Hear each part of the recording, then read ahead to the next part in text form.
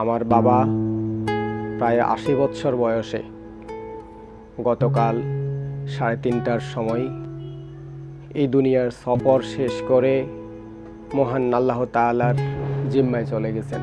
ইন্না লিল্লাহি ওয়া ইন্না ইলাইহি রাজিউন।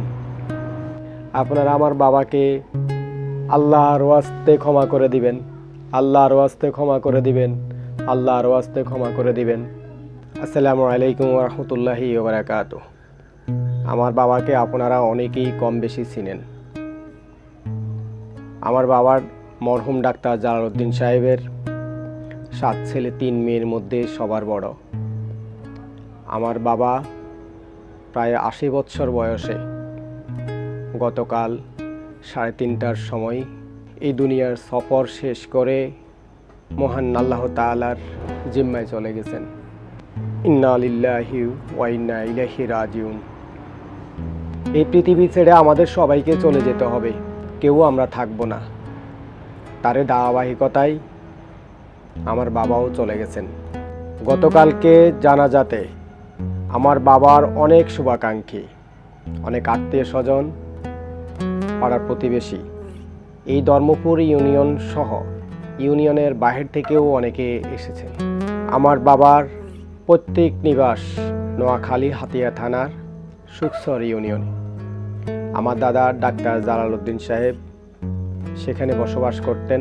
মেঘনার করাল গ্রাসে মেঘনার ভাঙ্গনে যখন হাতিয়া থানার দক্ষিণ দিকে যাচ্ছিল ভাঙতে ভাঙতে, ঠিক সুকসরের অর্থাৎ যে বাড়িটিতে আমার বাবারা বাস করতেন, আমার দাদা ওনার সন্তানদেরকে নিয়ে, তার উত্তর দিক থেকে যখন ভাঙ্গন দক্ষিণ দিকে যাচ্ছিল, তখনই নিরাপদ জায়গায় থাকা অবস্থায় নদীর আমার দাদা 40 বছর আগে নদীর এই পারে চলে আসার সিদ্ধান্ত গ্রহণ করেন।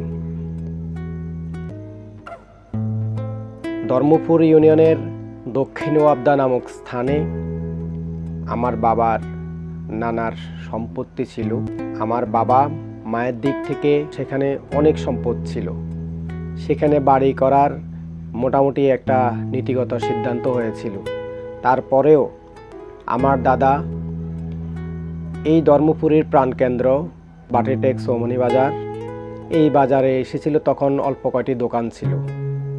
এখানে আসার পর মরহুম মোহাম্মদ ডাক্তার তৎকালীন এবং আরও অনেক মুরব্বী যারা আমার দাদার সাথে একসময় চলাফেরা করতেন এবং কাছের খুব শুভাকাঙ্ক্ষী পরিচিত জনদের সাথে সাক্ষাৎ হয়েছে। তার মধ্যে অন্যতম ছিল হাফেজ সাহেদুল হক সাহেব। মরহুম হাফেজ সাহেদুল হক সাহেব, যিনি এই হাফেজিয়া নগর যেখানে আমি বসে কথা বলছি, এই হাফেজিয়া নগর যার নামের উপরে, ওনাদের সাথে সাক্ষাৎ হওয়ার পর আমার দাদার এতটাই ভালো লেগেছে, আমার দাদা সিদ্ধান্ত গ্রহণ করেছেন যে এখানে বাড়ি করবেন। সেই হিসাবে আমার দাদার কথা অনুযায়ী আমার বাবারা, আমার বাবা, আমার চাচারা সকলেই একমত হয়েছেন এখানে বাড়ি করবেন। প্রায় এখানে ওনারা এসেছেন, এখানে বাড়ি করেছেন।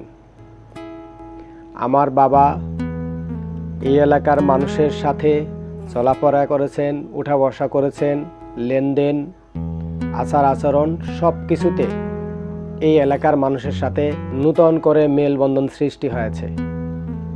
যে কথা আসলে বলছিলাম, হাতিয়া যখন এই নদী ভাঙ্গনের কারণে একজন এক এক দিকে চলে যায়, তখন সেখানে আত্মীয় স্বজন প্রতিবেশীর যে একটি বন্ধন ছিল সেটি ভেঙে যায়। সেটি ভেঙে এক একজন এক এক দিকে চলে যায়। তারপর আবার নতুন করে গড়ে ওঠে। তার ওই ধারাবাহিকতায় আমার দাদা মরহুম ডাক্তার জালালউদ্দিন সাহেব এই ধর্মপুরে নতুন করে বসবাস শুরু করেন। আমার বাবার আপনাদের সাথে চলাফেরা করেছে দীর্ঘকাল। আপনাদের সাথে লেনদেন, কথাবার্তা, উঠা বসা, চলাফেরা অনেকের সাথে ছিল। অনেক শুভাকাঙ্ক্ষীরা আছেন।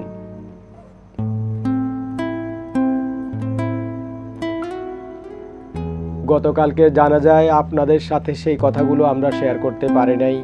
অনেক রাত ছিল, নিসফে শাবান তথা 15ই শাবানে আপনারা ইবাদত করে অনেকেই আবার আমার বাবার জানাজায় উপস্থিত হয়েছেন প্রায় মধ্যরাতে।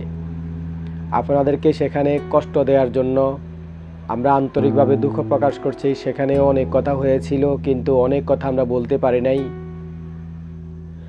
আমার বাবা দুনিয়াতে স্বাভাবিকভাবে একজনের সাথে অন্যজনের যে লেনদেন হয়, কথাবার্তা, উঠা বসা, আমাদের অনেক আত্মীয় শুভাকাঙ্ক্ষীরা দেশের বিভিন্ন জায়গায় ছড়িয়ে ছিটিয়ে রয়েছে। আমরা নিসফে শাবান রাত হওয়ার কারণে আমরা পরদিনের জন্য সময় নির্ধারণ করিনি। রাতের মধ্যেই বাবাকে দাফনের সিদ্ধান্ত গ্রহণ করা হয়। পারিবারিক, সামাজিক সকলের সাথে সিদ্ধান্ত গ্রহণ করে, এবং আমার বাবারও উচিত ছিল যত দ্রুত সম্ভব আমার বাবাকে যেন কবরস্থ করা হয়। ঠিক তাই হলো। আমার বাবা আপনাদের সাথে চলাফেরা করতে গিয়ে লেনদেন, কথাবার্তা, উঠা বসায় ভুল ত্রুটি হওয়াটা স্বাভাবিক। যদি কারো মনে কষ্ট দিয়ে থাকে, আপনারা আমার বাবাকে আল্লাহর ওয়াস্তে ক্ষমা করে দিবেন, আল্লাহর ওয়াস্তে ক্ষমা করে দিবেন, আল্লাহর ওয়াস্তে ক্ষমা করে দিবেন। এবং আমার বাবার কাছ থেকে যদি কেউ আর্থিক লেনদেনে যদি কোনো রকম টাকা পয়সা পেয়ে থাকেন, এখানে লজ্জার কিছু নেই। যদি আপনারা পাওয়ার কথাটা আমাদেরকে জানান, আমরা বাইরে আছি, আমাদেরকে জানাবেন। আমাদেরকে জানানো মানে হচ্ছিল আপনারা আমার বাবাকে মুক্তি দিচ্ছেন। আপনারা মনের মধ্যে ধরে রেখে আমার বাবার হিসাব কিন্তু আল্লাহর কাছে পৌঁছাবে না। এটি আমরা হাদিস থেকে জেনে আসছি। এটি সত্য, এটি সত্য, এটি সত্য। আমার বাবার আমলনামা আল্লাহর কাছে পৌঁছানোর জন্য আপনাদের কাছে আমরা সহযোগিতা চাচ্ছি। আর্থিক লেনদেনের বিষয়গুলো আপনারা দয়া করে আমাদেরকে জানাবেন, এবং আমরা দ্রুত এগুলো আপনাদেরকে পরিশোধ করার জন্য সর্বোচ্চ চেষ্টা করব।